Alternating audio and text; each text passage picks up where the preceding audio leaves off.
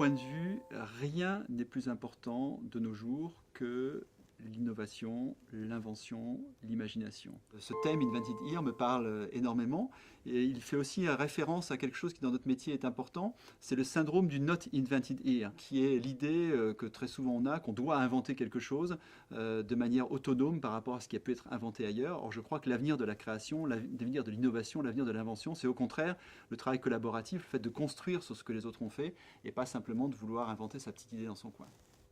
Les métiers de la publicité et de la communication en général sont des métiers assez féminins. Globalement, il y a une légère majorité de femmes par rapport aux hommes dans le métier. Ce n'était pas forcément vrai de la création, puisque historiquement, les créatifs étaient plutôt des hommes que des femmes, même s'il y a des exceptions formidables, comme Marie-Catherine Dupuis, une des plus grandes créatives françaises, et qui donc était une femme à l'époque, j'allais dire, des Mad Men.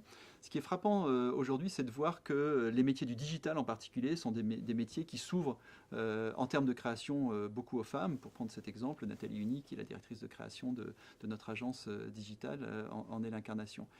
Je pense qu'il n'y a pas de différence fondamentale, au fond, en matière de création entre l'homme et la femme. On a des hommes qui ont une dimension très féminine et des femmes qui peuvent avoir une dimension très masculine, donc il faut faire attention à la généralisation. Néanmoins, j'observe qu'on a souvent des attitudes assez différentes dans la manière d'arriver à l'idée entre les femmes et les hommes. Assez souvent, les femmes sont dans une logique de co-construction, construisent sur l'idée des autres, poussent plus loin l'idée des autres, n'ont pas besoin de détruire l'idée de l'autre pour construire une meilleure idée. Là où assez souvent, celui qui a besoin de tout détruire pour imposer son idée, c'est le mâle dans la salle qui veut prouver qu'il est le meilleur et qu'il est le plus performant.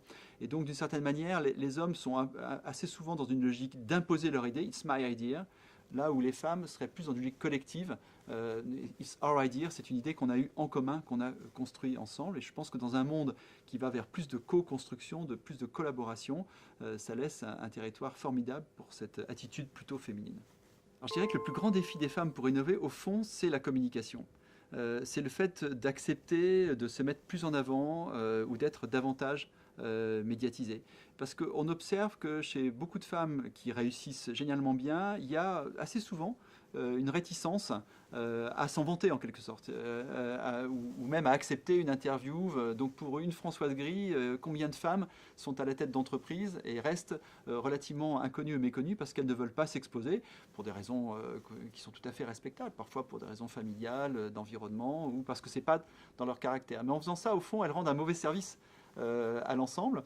Et donc j'encouragerais à la fois les médias à aller chercher davantage les femmes qui réussissent et à la fois aux femmes d'accepter de parler davantage aux médias ou bien sûr d'accepter de parler au TEDx Women.